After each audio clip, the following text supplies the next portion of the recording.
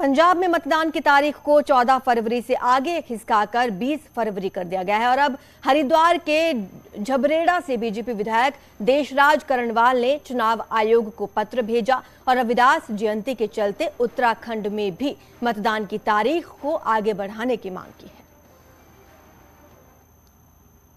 और लाखों लाखों लोग बनारस में जमा होते हैं, इसलिए चूंकि 14 फरवरी को मतदान है और 16 फरवरी को संत शिरोमणि सतगुरु रविदास जी की जयंती है, क्योंकि लोग बनारस पहुंचते हैं, इसलिए पंजाब सरकार ने निर्वाचन आयोग से रिक्वेस्ट करके मतदान को पीछे हटवाया है।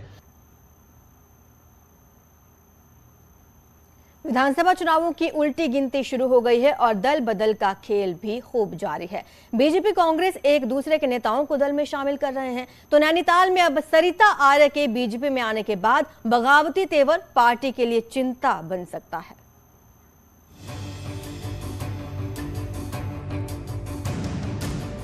कांग्रेस के दोनों टिकट के दावेदारों का बीजेपी में शामिल होते ही संजीव आर्य के लिए टिकट का रास्ता साफ जरूर हो गया है, लेकिन बीजेपी में बेचैनी पड़ गई है।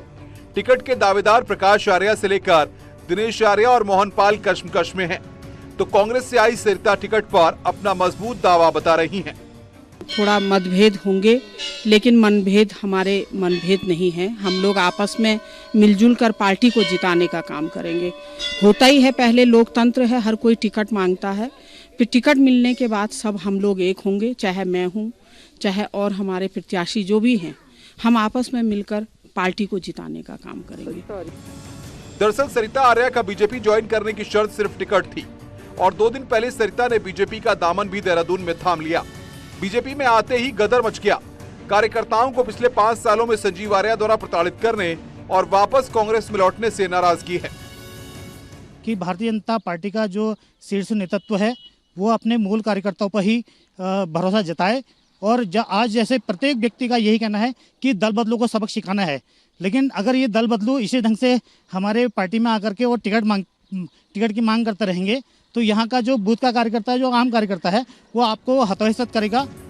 वहीं बीजेपी में मचे टिकट के घमासान पर कांग्रेस चुटकी ले रही है और दावा कर रही है कि इस बार नैनीताल सीट से कांग्रेस जीतेगी। विकास नहीं हुआ, महंगाई है, बेरोजगारी है, इससे त्रस्त जनता राज्य में कुछ नहीं देख रही है। भाजपा के अंदर सिर फुटबॉल आज से नहीं है, ये विधानसभाओं में नहीं है, पूरे राज्य के अंदर है।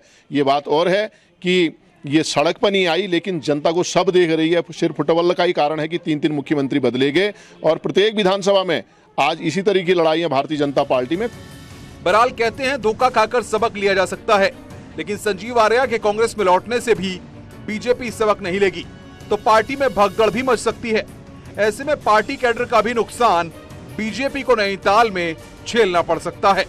नैनीताल से न्यूज़ 18 के लिए वीरेंद्र बिष्ट की रिपोर्ट। राज्य बनने के बाद से लेकर आज